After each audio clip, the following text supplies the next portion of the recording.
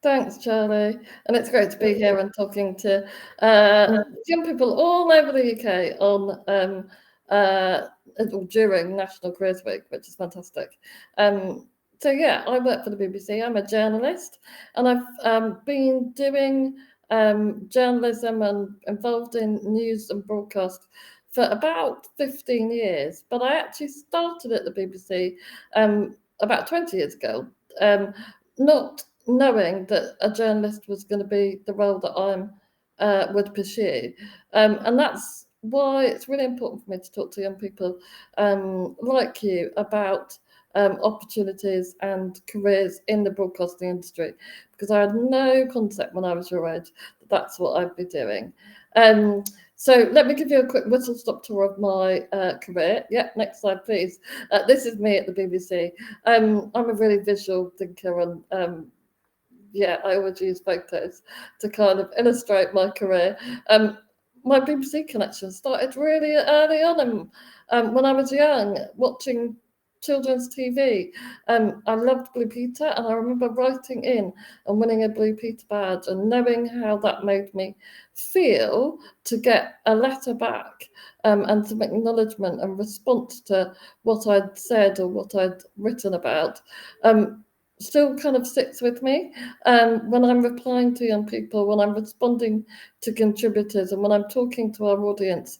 I've always got that in the back of my mind because it matters. So yeah, I grew up watching children's BBC and obviously other media, but I didn't know that that was the industry that I was going to end up in, because I didn't really understand how it worked, and I didn't really know what skills I might need to work in it. I was I was always interested in English, liked writing, and actually always kind of curious, asking questions and interested in the world and what was happening around me. But I still didn't equate that to being a journalist or working in broadcasting. It wasn't until I actually joined an organisation that was involved in publishing and organising broadcasting that I understood a bit more about it. And my first BBC role was as a secretary and as a personal assistant, helping coordinate and organise other people at the organisation. It wasn't as a journalist. My first experience of a newsroom was when I became the production secretary of Newsround. And I'm hoping that people watching this chat right now will think about how and when they've accessed or you've accessed Newsround, whether it be on television or the website, because I just think you're never too old for that news service. But it was at Newsround that I kind of understood a bit more about how broadcasting, particularly journalism, worked. I was part of a big team that suddenly I connected with, and I felt like journalists weren't just a man in a suit that was on the television, and they weren't just people writing for newspapers, but actually a whole lot more went into sourcing and finding and sharing and reporting stories. And it was something that really connected with me and my curiosity and my interest in finding out about more and sharing information with other people. So Newsround is where I kind of cemented my decision that perhaps journalism could be a career for me. And I went on and did my NCTJ training via a distance learning course while I was still working as a production secretary and broadcast assistant for Newsround at the time. And that's just how the BBC and lots of other broadcast organisations now do their apprenticeships too. So I was learning on the job, but also doing a bit of study on the side to get my qualification. And from there, I went on and I worked in a number of roles at Newsround as a researcher, as an assistant producer and producer. And subsequently, I've also worked in other parts of the BBC. So there you'll see, I've worked for BBC London, my local and regional news. I've worked for BBC Sport and Five Live, and also, obviously now, BBC News. And my main role is involved in actually less about reporting directly and broadcasting myself. Although there's a picture of me on the telly, that's not the sort of journalism I'm interested in, I have to say. Talking on live presentations like this can just about manage, but the idea of broadcasting live to the nation probably isn't something that I would choose to do, and I certainly wouldn't have thought about it when I was your age. But I've had to do it on the odd occasion. So yeah, working at the BBC has given me a whole load of different opportunities that I could never have expected. From reporting and being involved in the coverage of London 2012, taking young people to New York and reporting from the UN when Malala Yousafzai was there and talking to young people all over the world. And actually, being in the crowd and helping be part of the BBC's presentation to Her Majesty the Queen when she came in Open Broadcasting House in 2013. But the thing that I most love about my job, and the thing that kind of keeps me interested and engaged and positive every day, is the fact that being a journalist means I get to talk to and connect with people that I perhaps otherwise never would. They're not part of my daily life, but because of the work I'm doing, I get to talk to people, whether it's via email or phone or virtual or in person, with people across the UK and sometimes globally too. People from all walks of life, all ages, all shapes, sizes, colours, abilities, etc. And as someone that is nosy and curious, that's a real privilege, and probably the best thing I would say about my job. And lots of the time at the moment, and over the last few years, while I've been involved in the BBC Young Reporter project, that's specifically young people like you. So next slide, please. Just to kind of clarify what Young Reporter is, it's a project that really is for and about you guys. It's a project the BBC runs in order that you can find out more about sharing your own stories. You can develop further media skills, creating your own content, and finding out what it's like to work in broadcasting, and particularly around journalism. And it's also about thinking about your future. Perhaps you're interested in pursuing media as a career, and perhaps you want to find out more about what the future of news might look like. The BBC Young Reporter project is all about being able to share those skills and insights with you. And so if you want to know more, that's the website. Take a look and check out some of the content that's online, or get involved with the BBC Young Reporter competition. More of that to follow. Next slide, please, which is just the reminder that Charlie already gave you. I'm up for questions. Normally, journalists are the ones that are asking the questions, but this time I'm willing to answer them. So get them in. I'm looking forward to kind of covering some of those at the end of this session, if I haven't already got to them as we're talking now. So next slide, please. When I talk about my career and talk about journalism, I can't not reflect and get you guys to think about this yourself. What is news? Obviously, journalists are sourcing and producing and broadcasting news. That's core to our job. But actually thinking about what news is, I think is really important in any discussion that I have. And also, where do you get your news? For me, that's really interesting, and particularly in the current climate that we live, because journalism and how we consume news stories has completely changed since I began my career. Compared to 15 years ago, the media landscape has massively changed, and also increased. There's a whole load of more programs and platforms that we can all access and that we use. In comparison to when I was at school, there was just TV, radio, and newspapers. Yep, I'm that old. There wasn't even a World Wide Web, let alone smartphones. So the fact that it's evolved so much makes it interesting and makes it fascinating to think about what we will be doing and how we'll be consuming our news in the future. If you think about TikTok, pre-pandemic, We weren't really connected with TikTok at all. It wasn't on any of our radars. And now it's playing an increasing part in how we consume information, and particularly in news. And I think in the year ahead, we'll do even more so. And think about how you consume information on your phones, online stories, using YouTube, mobile apps. And what about the future moving forward? It's fascinating to think and start kind of developing ideas about how AI will play an increasing role in all aspects of our lives, but from my perspective, also in terms of broadcasting.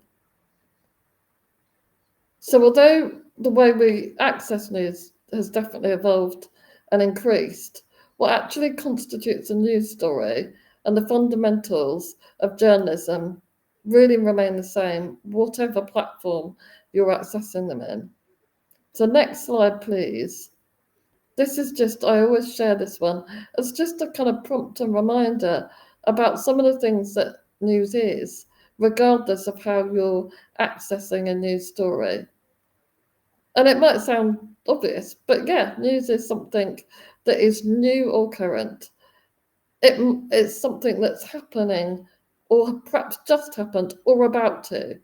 There's something fresh about it, and there's some new information and facts or figures or happening or event that is evolving.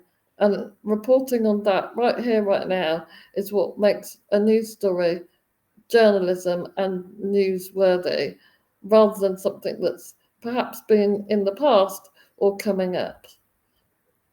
And it must mean something to people. It must be relevant to you. It must have information that you're going to engage and invest in. And sometimes that's information you need to know. But we hope that the news that we cover, and certainly when I'm thinking about news stories, I'm always thinking about the audience that will be viewing or reading or listening to it.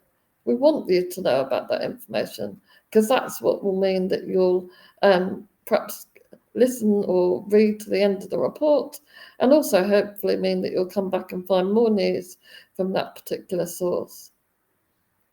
And one of the things I always like to remind people is news doesn't have to be negative. I'm really conscious that so much of the news we all consume is negative, but it doesn't mean to say it needs to be. When we do audience research at the BBC, audiences tell us that they want more positive news stories. And I agree. So bear that in mind if you're thinking about doing your own reporting. Think about some positive and news you can use type information that you can share with a wider audience. And when I'm talking about journalism, I always throw in this top tip because I think it works beyond creating your own reports. Um, in journalism, we always talk about the 5 Ws. You might have heard about them in English or when you've been doing other studies, because they're actually really useful when you're trying to structure an essay or thinking about writing a speech too. When I'm thinking about a story idea or even doing some research, I've got in the back of my mind the 5 Ws. These kind of help me structure and think about what it is that I want to include in terms of the information in a report. Who are the people involved? Where and when is it happening? And what's going on? And the why and the how, often not quite so easy to be able to articulate or report, but they're really important because that's what keeps us as the audience interested and means that when we read or listen or watch a report, we've got something we can take away from it into our wider lives. We talk about news we can use quite a lot at the BBC, providing information that's relevant to you and that you can have a benefit from having consumed. So yeah, bear in mind the 5 Ws when you're thinking about producing your own content, but also, as I say, they're really translatable skills and sort of top tips when you're trying to structure an essay or producing some work for school too. So they're my top tips and thoughts about what is news. I think it's really useful to hear from other journalists as well as just me, because as I said, I'm not someone that wants to be on the telly. But what about those people that actually are more directly visible and journalists? And what skills do they also need, being one? So let's have a look at a video. One of my colleagues, who's part of the BBC News TV newsroom, talking about how she does her job each day. She works on what we would call live and continuous news broadcasting. And by watching this video, you'll get a sense of her role, but also a little bit of a sneak preview of the BBC newsroom in central London. So, as my TV director colleague, Richard Murrell, who I know has been involved in Speakers for Schools too, would say, cue the VT. Hello everyone, my name is Mariam Mashiri and I'm a presenter here at BBC News. It's a really busy and demanding job to be a chief presenter for the BBC, but it's also one of the most rewarding jobs you could ever do. I have a front row seat to some of the biggest events happening all around the world. I've covered things like the 9/11 attacks in New York City, as well as the war in Ukraine, the coronation of King Charles, and more recently, the Israel-Gaza war. Now, my day begins at different times every day, but I usually come into work and head into the makeup room where the lovely ladies in makeup will work on my hair and makeup to make me look as presentable as possible. I'll then get changed and come back up to the newsroom where I will meet with my colleagues, producers and editors. Together, we will work on the programme, on the show. We'll work out what stories we want to cover, what we want to lead with, and more importantly, which guests we want to bring onto the programme who can give us the best kind of information, the best kind of background to the stories we're doing. Many people ask me, where does the news come from? Well, that is an interesting question because here at the BBC we have a whole department that takes in videos and news lines from around the world. We have agencies like Reuters, Agence France Presse and other big name agencies around the world whose reporters on the ground are getting the information that we need to bring to you. After I have looked into my show, read the scripts, tweaked a few things and talked to the producers, I then head into the studio. The studio is the place where it all happens, and there is where I start my programme. I have to say, I really love my job. It is one of the best jobs in the world. I don't feel like I'm going into work every day when I come here. I won't lie though, it is a tough time to be a broadcast journalist. There is a lot of criticism out there. There are all sides often attacking us because we are not putting forward the view that they agree with. In this post-truth world where fake news and social media are rife, it is more important than ever to have a trusted news service like the BBC with journalists like me and all my colleagues bringing people the truth and what matters to them and the viewers around the world. One of the best bits of advice that I have for any budding broadcasters out there is expect the unexpected and always be prepared. Now, how many moons can you think of? Well, there's a full moon, a crescent moon, a harvest moon, to name a few, and every so often you get to see a blue supermoon. Well, I did last night. I don't know if you did. That was the case. That's not supermoon photos, no pictures. That was the case last night as the rare astronomical event took place for the first time since 2009. It only occurs when the moon is at its closest point in the orbit around the Earth. I'm so sorry, I don't have a picture to show you. It looked a little bit like this. There you go. Supermoon. Take care. See you in a minute.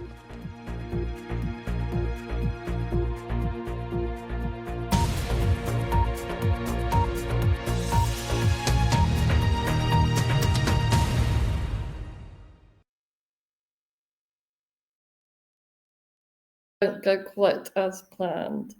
So yeah, one of the key skills that you need is to be resilient and think on your feet. And that might not just be when you're broadcasting, but also when you're trying to find out information about someone, you're trying to get somewhere on time, you're trying to ask someone questions. It could be that you're outside recording and the weather is pouring on you. It could be that someone's late for an interview. Thinking on your feet and being able to problem solve and being resilient are all key skills that I think are necessary in journalism, but obviously apply to lots of walks of life and lots of different experiences. So I'm sharing this slide just as a kind of pointer of some of the things that, as I've developed my career, I've thought about particularly are transferable, but are really key to the job that I do. As I said right at the beginning, curiosity is fundamental. Don't be afraid to ask questions. You might not always get the answer, but if you don't ask, you definitely won't get it. And be inquisitive. Being creative is really important in terms of thinking about how you're going to present information to an audience. And that could be that it's video and you're a creative editing whiz, or it could be that you're creative with your words and how you use pictures as part of a text story too. So thinking creatively, particularly when the media is evolving and different programs and platforms need different ways of telling the same story, is really important. And obviously, journalism fundamentally is about communicating and communication.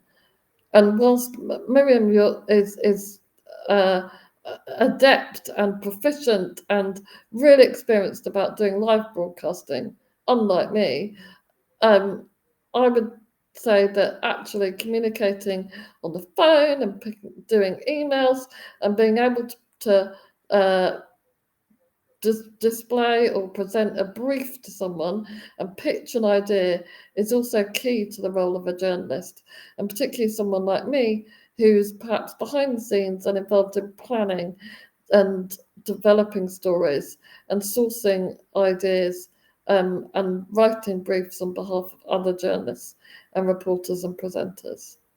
So those are useful key skills, I hope, that you can think about if you're interested in working in the media. But if you're interested in news specifically, can you click on to the next slide? Then these are a couple of my other pointers around working in news, not just at the BBC, but any organisation it might be, and any broadcaster.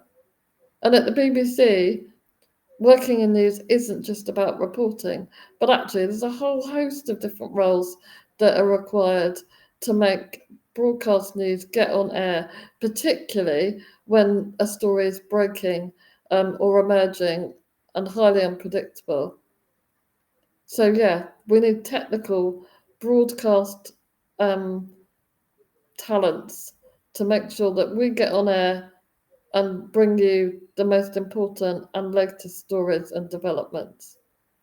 So you might not be interested in doing the reporting. You might not think you've got the writing skills or the particular interest in the research, but there are a whole load of other roles that you could do in the newsroom. And with that in mind, I thought I'd share this next quick video featuring one of our behind-the-scenes team based up in Salford. Meet Katie, and she'll tell you a bit more about what she does and how she joined the BBC as an apprentice. I'm Katie Bryson. I'm a technical operator with the BBC based in Manchester. I work for BBC Breakfast and the North West Tonight regional news programme. I've recently completed my 2-year broadcast operator apprenticeship. There are several BBC schemes across the UK, so there may be one in your region. My apprenticeship involved training on placement, so I shadowed colleagues, progressed to doing the job with supervision until I could operate on my own. I studied for my Level 3 Broadcast and Media Systems qualification at the same time. I've always been interested in working behind the scenes in television. I helped to operate the lighting and sound equipment for school productions and assemblies. I also volunteered with the Youth Music Theatre as an assistant stage manager. Then I applied for BBC's Summer Work Experience programme. There were different departments, but I chose music television because I was studying classical guitar and singing. I was accepted onto the proms team based in London. Afterwards, I was offered lots of BBC running jobs for live music events. My highlight was definitely working at Glastonbury. I also did running jobs for independent companies and on music videos.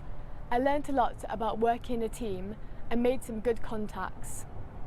In sixth form, I decided to apply for a broadcast apprenticeship rather than go to university. My first month on the apprenticeship scheme was spent with 7 other apprentices from all over the UK. We trained in Birmingham, Media City and at the BBC Academy in Wood Norton. After that, we went our separate ways to our placements. Nowadays my shifts can be 5 AM till 1 PM, 12 noon till 8 PM or 3 till 11 PM, so definitely not a 9 to 5 job. I've been trained to cover lots of different roles. These include operating the sound, lighting and robotic and studio cameras. I also work as a floor manager and news intake operator. So this is the Media City studio, where you'll find the presenters, floor manager and camera operator. When floor managing, I'm the eyes and ears of the director and responsible for setting up the studio in the morning. I follow the running order and give cues and time counts to the presenters. I also meet the guests, mic them up and bring them into the studio. When camera operating, I move and frame the studio cameras to get the directors. My apologies, it's just buffering a little bit, so I'm going to give it a few seconds and restart it there. Shots. Here in the gallery is where the director and production team sit and control the programme output. As sound operator, I mix the programme's audio on the CalRack desk. When I arrive for a shift, I prepare the equipment, making sure batteries are fully charged and microphones and talkback are working correctly. I also work in lighting and vision. I operate the robotic cameras and studio lighting. The shutter cue panel here allows me to pan, tilt and focus the 4 remote cameras in the studio. My news intake shifts during COVID times have involved setting up guests over Zoom. Recently I've spoken to Jackie Weaver, who had plenty of authority, and the cat filter lawyer. This is one of our main edit suites where the programme's content is put together. We use a software called Quantel to edit our packages. If you're applying for an apprenticeship, think of any transferable skills you may have. You could volunteer with your local hospital radio or theatre company, or join your school tech crew like I did. And the BBC Academy is a great resource too. Good luck, and you never know, maybe we could be working together someday. So yeah, I think Katie says it really well. She reflects on the fact that actually all the experiences she had at school and when she was younger and her interest in theatre actually have really paid dividend into the role that she now does, just as my PA skills do in relation to my journalism. So yeah, next slide, please. The BBC isn't just about news. There's loads of different departments. And as Katie reflected on, those skills are often transferable, particularly when they're technical. If you put next slide, please. Yeah, and if you're interested in finding out more about the apprenticeship opportunities, as Katie reflected on and has been part of, then these are my top tips and places to go. So that all the information is online, and the BBC runs a number of different apprenticeships, both journalism ones, but also more general production and also business support. We need at the BBC, and any news organisation or broadcaster, doesn't just need the people that are putting stories and content on air, but actually all the people that work behind the scenes and help run the organisation. So you can work in media, but also be a lawyer or someone in HR or an accountant. So think about the wide range of roles that you could bring to the media industry, even if you're not one of the content creators or journalists yourself. And to find out more about the BBC's opportunities, I'd recommend go to the website, but also you might want to follow at BBC Get In on Instagram and X, because that's the way you can find out more information about when opportunities open for applications, and also get some insider tips from people that are doing apprenticeships and training opportunities right here, right now. It's a great place to get real insights into the organisation. And if you want more information on media careers, here's some other places that I would recommend. Can we have the next slide, please? BBC Bite Size, I'm sure you're aware of, in relation to your studies, but also has loads of careers information about the creative and media industries, but also a whole load of other industries and different areas of works and professions. So I'd really go and explore what's on there. The BBC Academy, as Katie referenced, is a place that also has quite in-depth information about particular roles in broadcasting, including journalism.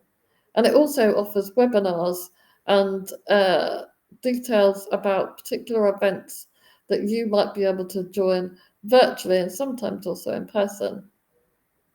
And then if the film industry and drama is more your cup of tea, I recommend that you would go to the Screen Skills website, which specifically focuses on working in film and television rather than journalism and online and digital content.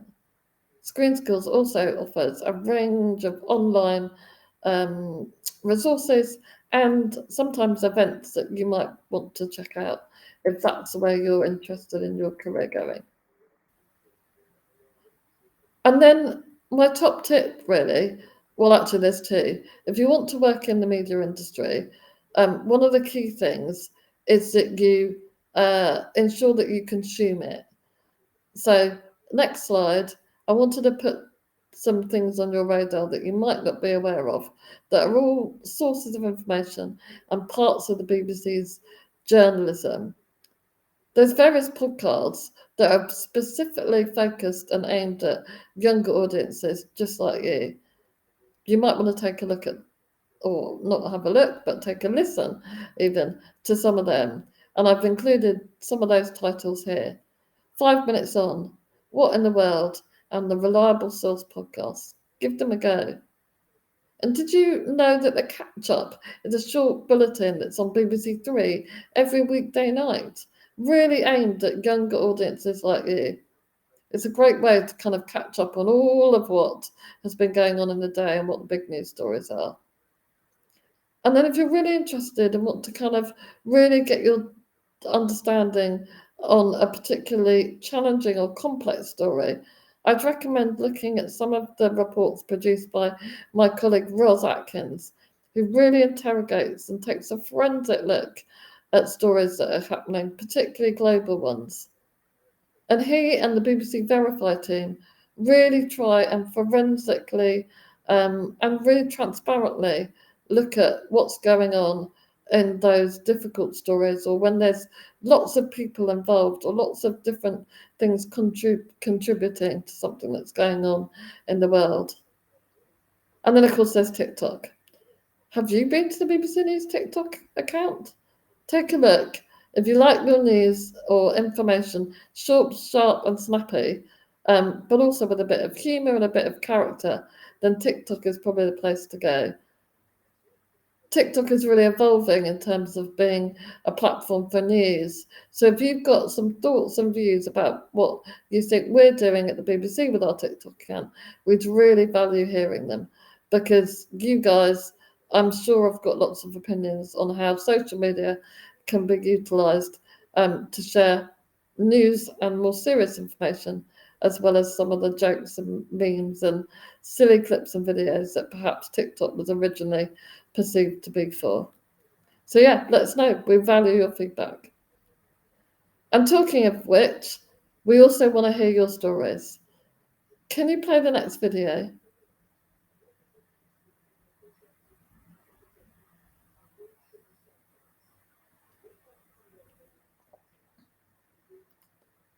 The BBC Young Reporter competition is what I'm going to show you a film about. It's an opportunity for you to tell us what you think should be reported. Got a story to tell? With the BBC. What I'm going to try and do is go to schools and educate a lot of people about it. Just because somebody's disabled doesn't mean they can't achieve something. If you're aged 11 to 18, the BBC can help you tell your story. I'm glad my friends and I have been able to make change. Tell us your story idea. Enter now at bbc.co.uk/young reporter competition. Got a story to tell? What I'm going to try and do is go to schools and educate a lot of people about it. Just because somebody's disabled doesn't mean they can't achieve something. If you're aged 11 to 18, the BBC can help you tell your story. I'm glad my friends and I have been able to make change. Tell us your story idea. Enter now at bbc.co.uk/young reporter competition. If you've got a story idea, an original suggestion, something that you think we don't report about enough, perhaps you've got something going on in your community or in your life that you think should be reflected, then tell us about it by uploading your story suggestion by the 24th of May. We watch or listen or read every story idea, and you never know, you could be someone broadcasting on and with the BBC later this year.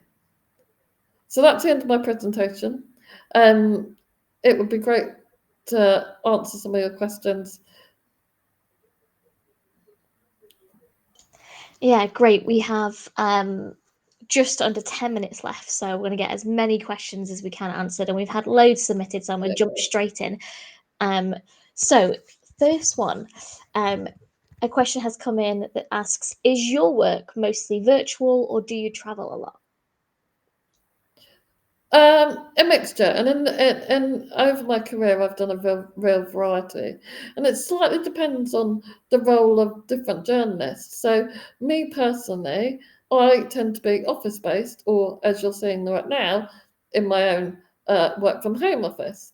But yeah, I don't travel a huge amount with my job now, unless I'm visiting perhaps a school or a college, or someone for a meeting. But lots of journalists spend a lot of time on the road, particularly if they're reporting from a particular area of the world. And people move around. So in journalism, often people have developed particular specialism, and that might be to do with kind of global and working internationally. And obviously, if you speak languages, that's really beneficial. But if you're like Miriam that you saw there, and you're based as a studio presenter and reporter, then actually you're going to be where that studio is based. When we're producing stories and perhaps interviewing people or recording and filming, then obviously you need to generally go where the story is. So definitely having an interest in travel and being flexible and able to travel sometimes at the very last minute or literally when you least expect it is quite important, certainly at people's early stage of their career, as you're learning the role or as you're learning and developing your journalism skills. You often do a bit of everything. So yeah, travel's definitely been part of my career in the past, less so now. We have our next question, which is it a good idea to begin writing practice articles? And is there like a particular style that you need to develop to write articles? Yeah, definitely. Practice makes perfect. And as I said, I think earlier, one of my top tips is just to keep doing it. So building up a portfolio of evidence, whether it be something you've written for your school newsletter, or you've written for I don't know, a press release, or you've written a script for a speech at school. That's all really valuable to kind of hone your writing style. The other thing I'd really recommend is, I mentioned some specific BBC news outlets there, but actually consuming news from a whole range of different sources is really important to get a sense of the different styles and the different requirements that might be needed, particularly for digital platforms, because they are so varied. So just because I work for the BBC doesn't mean to say that I don't consume news from a whole range of sources, whether it be the New York Times or CNN, whether it be Channel 4 and ITN or ITV, different times of day, for radio, TV and online, that having kind of a sense of the range of different programs and platforms that are broadcasting will give you better insights into your own reporting, whether that be to do with the duration of a report or whether or not you include some visuals, and also just get ideas from consuming wider media. So yeah, not just news but other content, and yeah, just keep doing it. Our next question then has come in live, and it's: was there ever a moment in your career that made you think, I've made it? Oh, I think when I saw the first report that I'd been directly involved in producing, broadcast on Newsround, it was on the television. That was a pretty proud moment, just because I'd grown up watching Newsround. So to suddenly then see some work that I'd produced broadcast on the telly was pretty special. I think being involved in the 2012 coverage, particularly for 5 Live Radio, I was at the Olympic Park every day, was just probably the first time that I really understood the value and the power and the privilege of having a press pass that kind of was access all areas. That was pretty special too. In the city that I live in, that was really unique, and it still gives me goosebumps, I have to say. Okay, I think we have time for one more question, and so many have come in to us. So it's really great to see so many people really interested. I think a lot of it you've touched on throughout your presentation, which is nice, and we'll send follow-up links as well in our feedback form for people to click through and read more about the apprenticeships and things like that. So don't worry, you will receive extra information. But for our final question then, a nice sort of wrap-up question comes from the sixth form in Bolton, and they've asked, any advice on getting noticed, as it's such a competitive industry? Yeah, look, I mean, I said earlier, journalism is all about the kind of the next story almost. You've kind of got to be thinking ahead. So originality is key. I mentioned it in relation to the BBC Young Reporter competition. That's what we're looking for. Original ideas or unique takes on subjects. So as young people, what you can bring to a story is your age and your kind of unique sense of being the generation of young people right here, right now. So think about what makes your story or you unique. Don't try and copy other people. Be authentic to what you're interested in, but also authentic to you. But do learn and kind of take note of what, as I said, other broadcasters or organisations or content that you're consuming is doing. And we're learning from you. So as young people that know no different and have always had social media at your fingertips, actually the likes of me and my colleagues in the newsroom that haven't always had that really value what it is you're doing and what you think works. So it works both ways. We value your feedback. So if you think something is great, tell us. But if you think that we can do better, also tell us. And don't be afraid to do so, because that's how we all learn, isn't it? And as I said right at the beginning, working in news is a constantly evolving industry and opportunity. So I'm never bored in my job, because there's always something else that we're looking ahead to. And I hope that it's something that you guys might consider looking ahead as a future career as well. All right. Well, Josie, that's pretty much all we have time for today. Great questions. You'd like to say as we say goodbye?